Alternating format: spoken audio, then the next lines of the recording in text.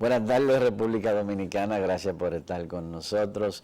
Bienvenido a su programa La Hora de Consuelo. Buen provecho. Hoy vamos a tener un invitado muy especial porque vamos a estar hablando con el abogado Amadeo Peralta, que es uno de los abogados que ha estado llevando el caso Peravia. Con él vamos a estar hablando de una sentencia que acaba de emitir, o un fallo que dio la Corte.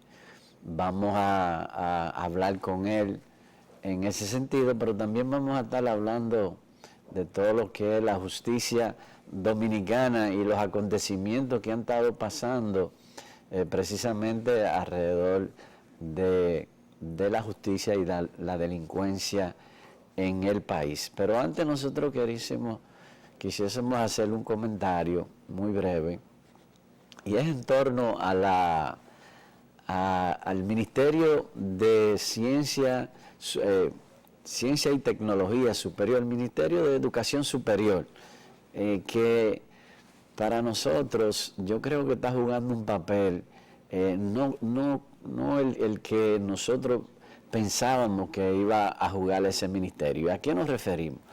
Muy sencillo. Miren, aquí la Asociación de Industria, por ejemplo, tiene una serie de especialistas que ellos necesitan, manos especializadas, profesionales con cierta experiencia, vamos a decir, con ciertas especialidades. Y esos extranjeros, es decir, esas industrias están contratando extranjeros porque aquí lamentablemente no tenemos esa mano de obra especializada. Y ahí es que el Ministerio de Educación Superior tiene que jugar un juego, tiene que jugar su rol. Nosotros no podemos seguir produciendo profesionales que ya el mercado laboral no resiste o no tiene plazas para ello. Nosotros tenemos que empezar a crear profesionales para esas plazas que están disponibles. Si no, los mejores empleos, los empleos de envergadura, los empleos que realmente bien remunerados, lo van a tener siempre los extranjeros, porque decía la vicepresidenta de la Asociación de Industrias, Cici Almanza, de que ellos tienen que estar contratando especialistas de fuera porque aquí no tienen el material humano con la preparación necesaria para ciertos puestos que necesita la industria dominicana. Entonces, ese ministerio tiene que empezar a enfocar las universidades en torno a esas necesidades que tienen la Asociación de Industria, la Asociación de Empresarios. ¿Por qué no reunirse con ellos? ¿Por qué no pedirle al sector empresarial cuáles son las necesidades que necesita el sector?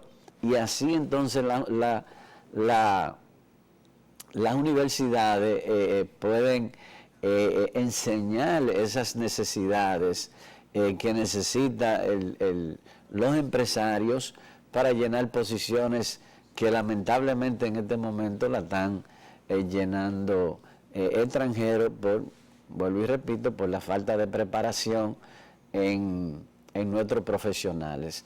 Entonces yo creo que eso hay que tomarlo en cuenta. Yo pienso que la Asociación de Industria ya nos decía a nosotros que ellos quieren un acercamiento con el Ministerio de Educación Superior para ver si se coordinan acciones que le permitan a las universidades entonces preparar estos profesionales para el sector industrial y para el sector empresarial.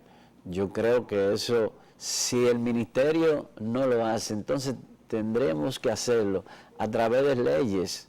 Es decir, porque es que no podemos seguir permitiendo que nuestra juventud, nuestros profesionales no tengan la preparación adecuada para un mercado laboral demasiado competitivo y en el futuro se va a poner mucho más competitivo. Entonces vamos a tener que estar importando mano de obra extranjera porque los nuestros no están capacitados para hacer ese trabajo. Yo pienso que aquí, y es un ejemplo que nosotros vamos a poner, yo creo que aquí hay que legislar ya en favor de la escuela pública. Si la escuela pública no se transforma, entonces nosotros tampoco vamos a tener esos jóvenes preparados para poder entrar al mercado laboral del futuro. Si aquí las escuelas públicas tienen que empezar a enseñar, sea por un mandato de ley, o sea porque el propio ministerio se transforma, aquí tienen que empezarse a enseñar a los jóvenes de que entran al bachillerato y salen del bachillerato, tienen que enseñarle inglés, pero un inglés que lo prepare a ellos para cuando salgan del bachillerato poder entrar al mercado laboral, si es que no quieren entrar a la universidad inmediatamente.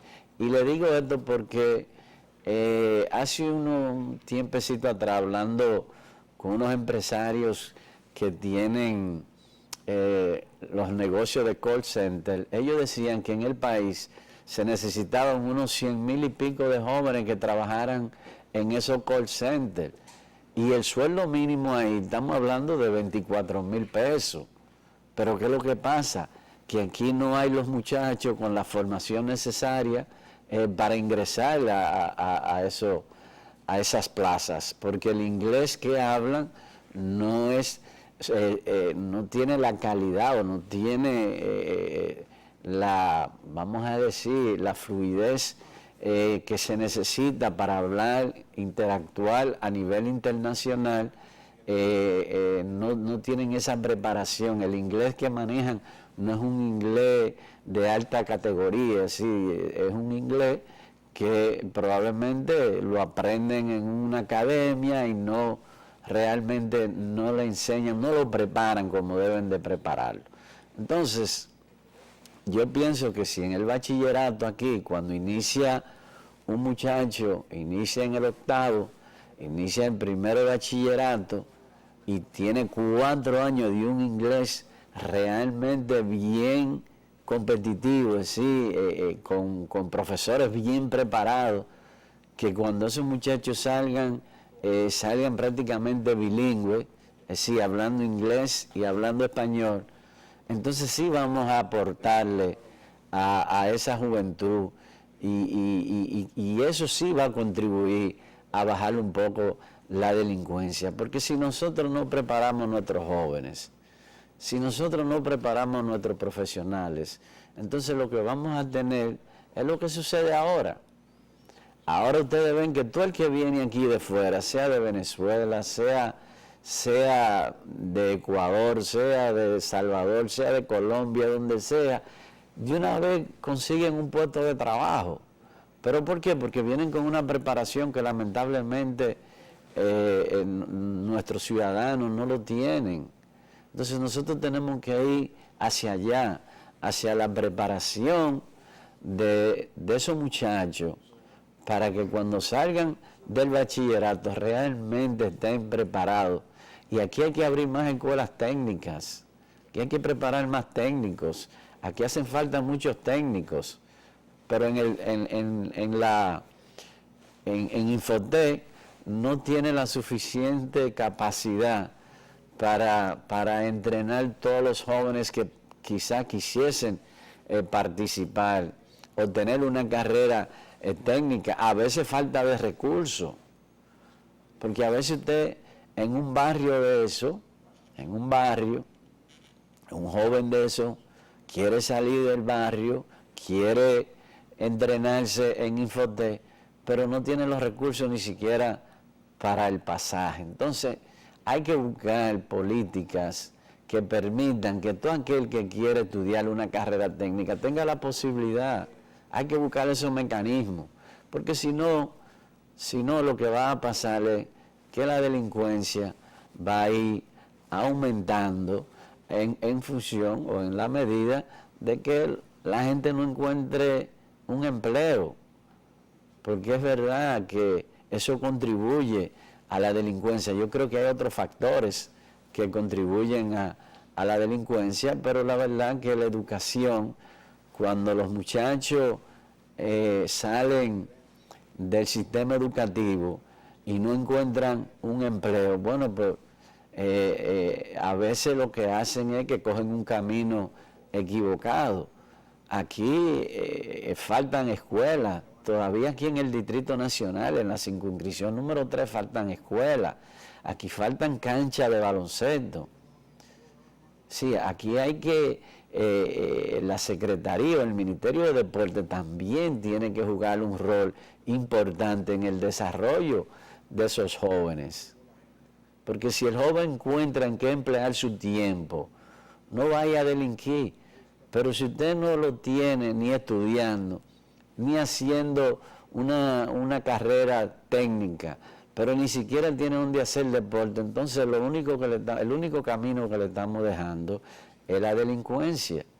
Y fíjense que yo lo decía aquí los otros días, en un estudio que se hizo, lo hizo Educa, muchos jóvenes, cuando le preguntaban cuál era su propósito en el futuro, qué pensaban hacer, qué pensaban estudiar, qué era lo que querían del futuro, una gran cantidad de jóvenes dijeron que lo que querían era un puesto de droga en una esquina. Entonces, si así es que están pensando nuestra juventud, gracias que no es la mayoría, pero es una buena parte, si así es que están pensando nuestros jóvenes, entonces nosotros hemos fracasado como sociedad, pienso yo. Entonces el Estado tiene que empezar a hacer políticas públicas que vayan en auxilio de esos jóvenes y de esos barrios. Y no hay mejor manera que no sea a través de la educación. Pero no es solo tener la tanda entendida, eso es una parte, pero nosotros tenemos que empezar a tener buenos profesores, porque a veces yo entro en contradicción con la asociación de profesores, porque todo el mundo tiene la culpa de lo malo de la educación, menos los profesores, y no es así. Los profesores también son parte del sistema, y si el sistema está mal, ellos tienen parte de la culpa. Entonces lo que hay que tener profesores bien preparados, gracias que ahora los jóvenes que están entrando a la universidad, ya esa es una de las carreras universitarias que se ha ido ampliando. Si ya los jóvenes están, cuando salen del bachillerato y entrando a la universidad, están estudiando el magisterio, y eso es bueno. Bueno, pero ahora, ¿por qué están estudiando en las universidades el magisterio? Porque se está pagando bien, si se está pagando mejor que como se pagaba anteriormente, y cualquier profesor te gana ahora más que lo que te gana un médico o un abogado. Entonces es un incentivo para que la profesión crezca, y a medida que los profesionales salgan de la universidad bien preparados, porque también necesitamos profesores universitarios que preparen bien a esos profesores. Entonces, mejor calidad vamos a tener en las escuelas. Pero yo creo que si no vamos y hablo de la escuela pública, porque la escuela privada, aquí una gran mayoría, una gran cantidad de escuelas privadas son bilingües. Otras que no son bilingües, pero le enseñan inglés a los estudiantes, y salen con una buena calidad de inglés, porque los profesores son buenos. Pero nosotros tenemos que ir al sector público. El sector público tiene que empezar a mejorar la calidad de la enseñanza, y empezando dándole inglés, preparando a ese joven para cuando ese joven salga pueda entrar a un mercado laboral que todos los días es más difícil, más competitivo. Señores, vamos a hacer nuestra primera pausa y regresamos con Amadeo Peralta.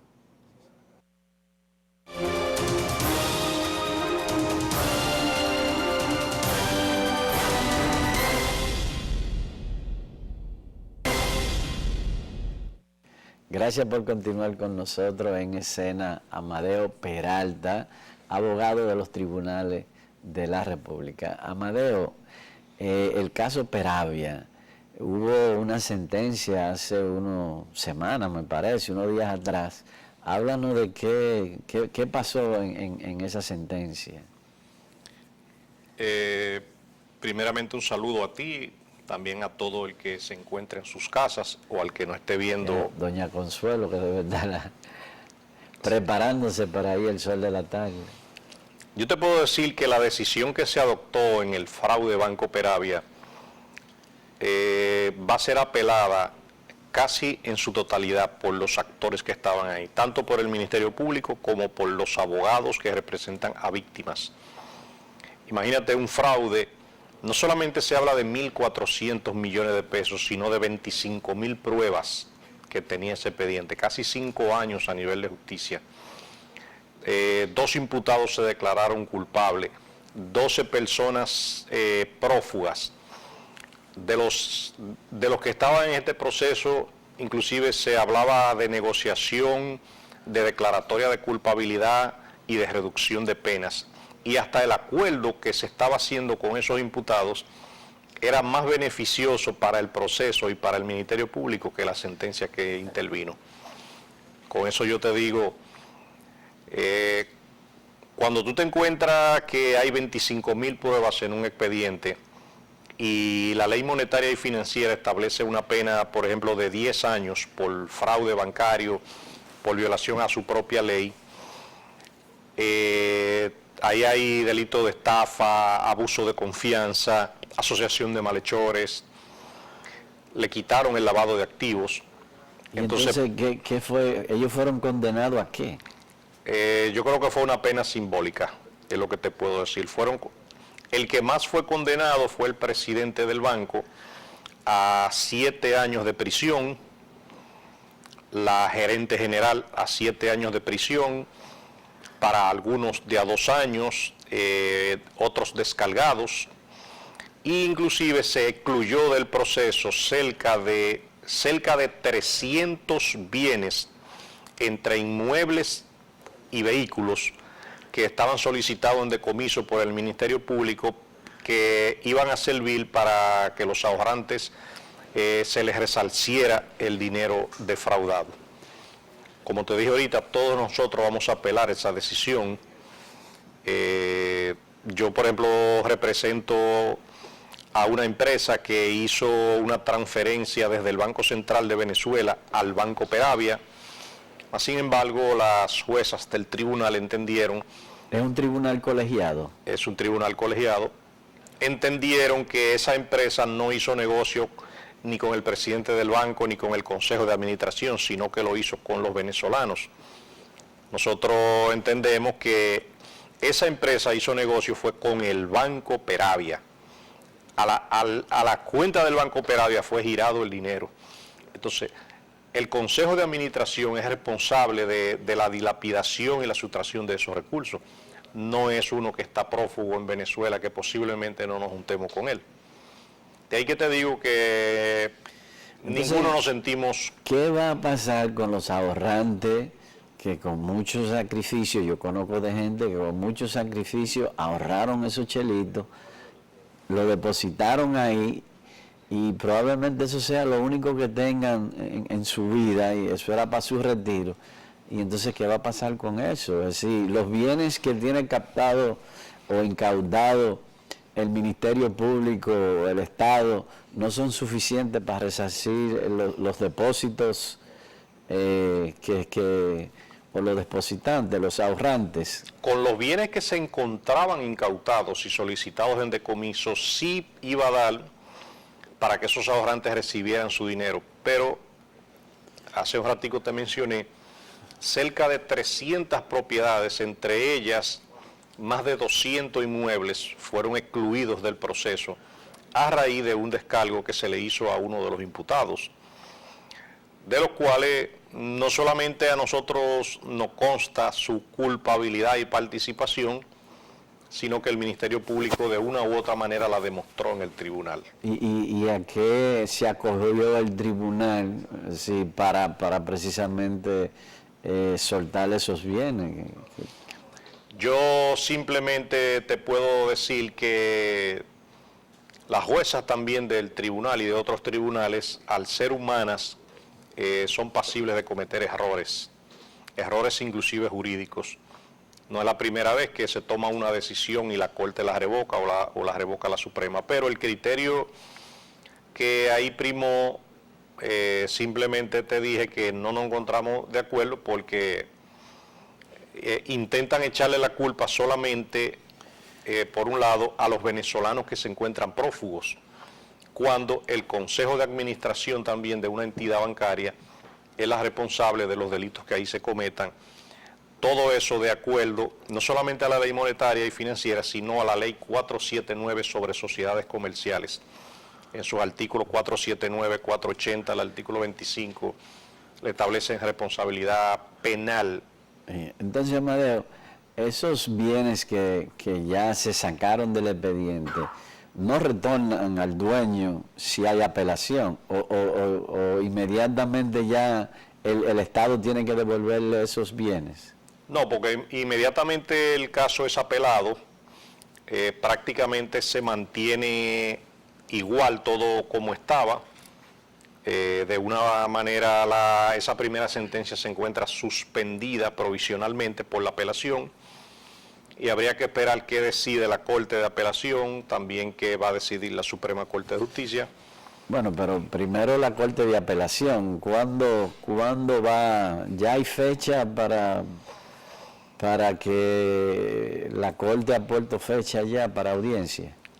Aún no, porque el 18 de junio es cuando se va a dar lectura íntegra a la sentencia del fraude Banco Peravia, y a partir del día que se lee y se le notifica a las víctimas y a cada imputado, a partir de ahí empieza a correr el plazo de la apelación.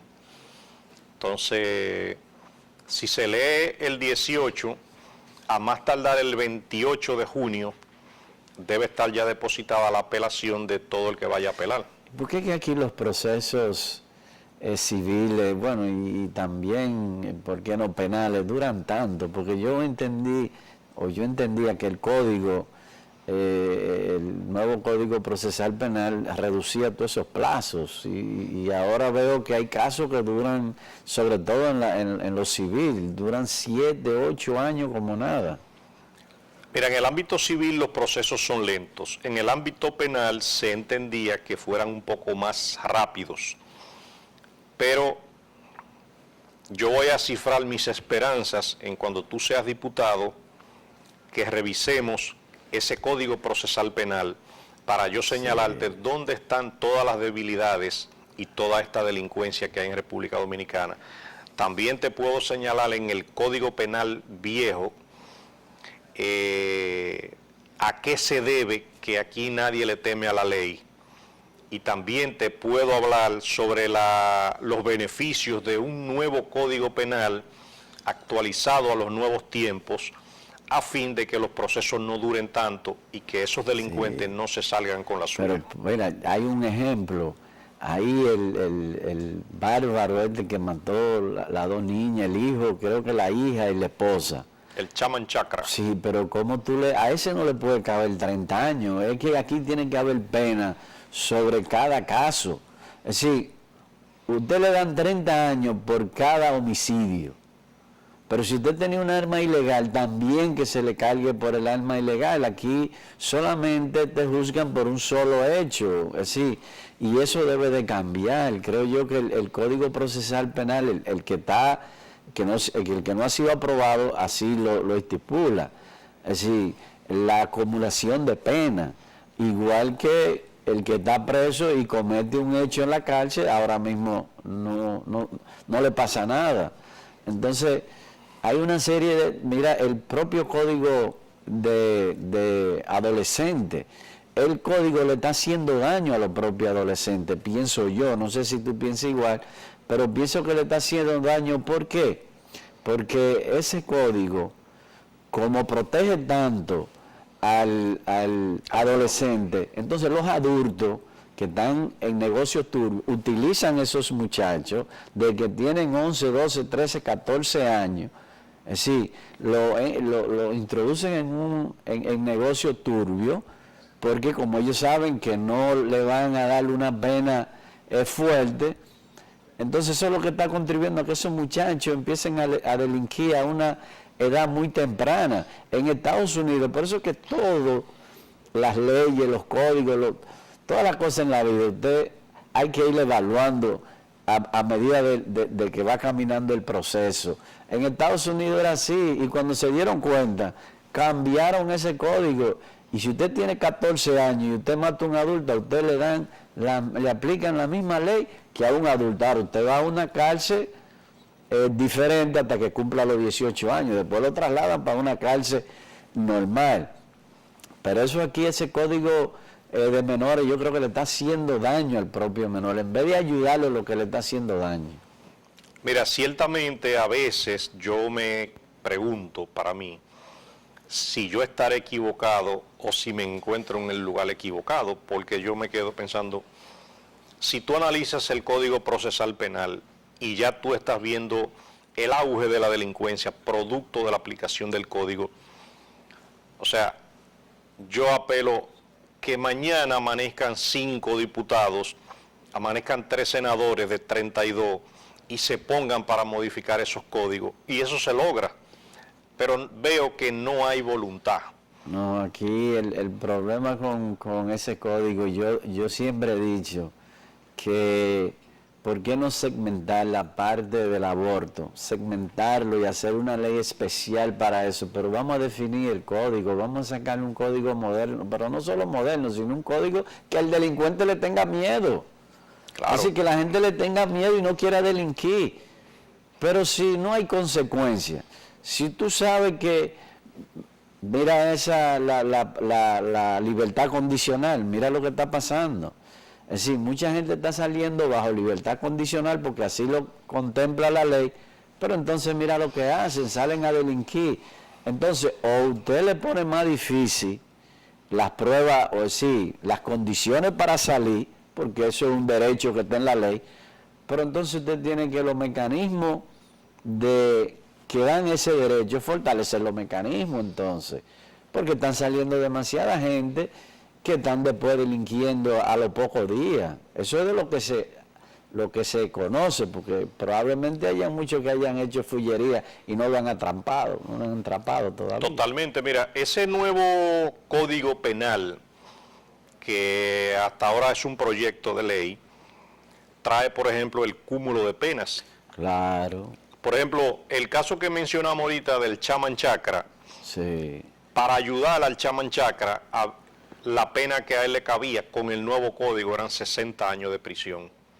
Pero, y poco me lo encuentro. Pero se benefició con 30 porque no sé a quién habría que cambiarle la mentalidad aquí para entender que hay gente que son inadaptados sociales. Pero no es que 30, es que a los 15 puede solicitar libertad condicional. Claro. Entonces tú vas a tener un asesino que mató a sus 2 hijos, mató dos niños y mató a la madre y solamente cumplió 15 años. Eso no puede ser. Es un individuo así ya, simplemente hay que segregarlo de la sociedad. Tú tienes ahí, solamente analizándole el perfil a los involucrados en el caso David Ortiz, por el perfil ya tú te vas dando cuenta quiénes son, pero vamos a poner que el perfil no es un delito, pero el que disparó a David Ortiz, la pena máxima que esa persona puede recibir en este ordenamiento es de 30 años, pero fácilmente son 20. Porque habría que juzgarlo por intento de homicidio. Sí. Entonces, si le imponen 20 años, van a salir jovencitos, vivitos y coleando, con un daño tan grave que le han hecho a la economía dominicana y a la sociedad. Y a la sociedad. La gente no está viendo lo macro, pero eso nos ha hecho un daño enorme a nivel internacional porque ya había una campaña montada en contra del país, en contra del turismo, y eso es lo único que viene a afianzar la campaña que teníamos en contra de que aquí no se puede venir, y no es así. Aquí no vamos a tapar tampoco que no hay delincuencia, sí la hay, pero en otros países, si está demostrado, hay mucho más delincuencia que aquí. Y los polos turísticos aquí, las estadísticas dicen que somos uno de los polos más seguros que hay en todo el mundo. Entonces, no podemos nosotros contribuir a ayudar a esas campañas. Por eso yo me quejo de algunos políticos de la oposición que piensan que haciendo campaña, haciendo denuncias, le están haciendo daño al gobierno y no saben a quien le están haciendo el verdadero daño es al país. Entonces, si usted como político lo que quiere es salvar su país, no hundirlo, entonces hay declaraciones que los dirigentes políticos tienen que tener mucho cuidado cuando la van a hacer. A medida que surgen algunos crímenes sonoros como ese y otros que te puedo mencionar, entran algunos debates jurídicos, pero esos debates entran en torno a los beneficios que va a tener un imputado en un proceso. Y yo te diría, caso David Ortiz, se habla de un autor intelectual. El código que nosotros tenemos, que tiene 238 años, no prevé por ningún lado el autor intelectual. Ni el que tenemos en vigencia ahora. O sea, el que tenemos en vigencia ahora no establece nada de la coautoría intelectual. Habría que fabricarle el tema de la complicidad y hay que probarle su participación. Eso está, por ejemplo, en los artículos 59, 60, 61 y 62 del Código. Pero tú tienes ahí el caso de San Francisco de Macorís. Se abrió un debate prácticamente público a nivel jurídico. ¿Y cuál fue la pena contra Marlin Martínez? 2 años de prisión determinó la Corte por el tema de complicidad. Entonces, si yo te digo que en el caso de David Ortiz no existe la coautoría intelectual, sino que se le puede agregar la complicidad, quien mandó a cometer ese crimen fácilmente se puede beneficiar de las debilidades o de las bondades que ese código viejo le ofrece. Sí.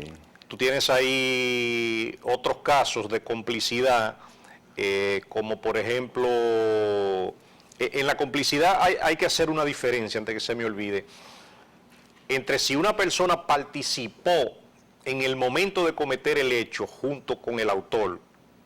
Eso es algo que no es discutible.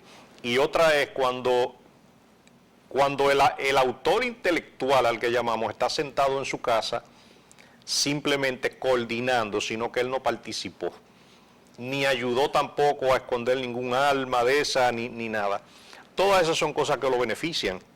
Y sí, nuestros legisladores saben que esos códigos tienen debilidades.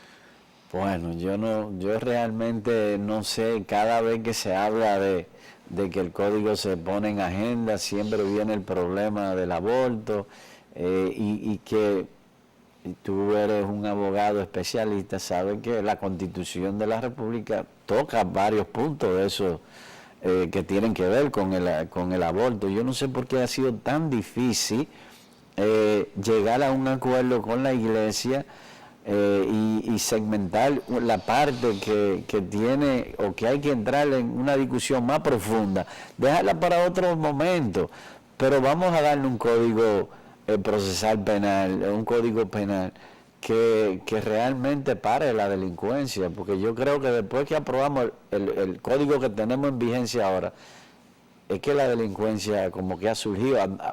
No lo podemos todo achacar al código, porque también el desarrollo trae también todo esto, y la verdad es que el país ha implementado algún grado de desarrollo. Está bien, pero te voy a mencionar cómo crearon el Código Procesal Penal, que es el que rige el proceso penal, y cómo beneficia al delincuente o al imputado, sobre todo de esos hechos graves.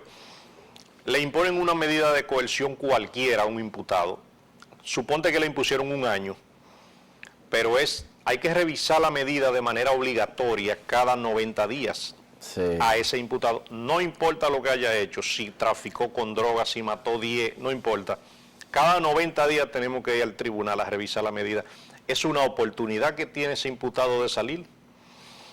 Pero el imputado tiene también derecho a no solamente apelar la medida, sino a introducir cuantas revisiones de su medida él entienda conveniente y llenar el sistema de papeles, y ese es su derecho.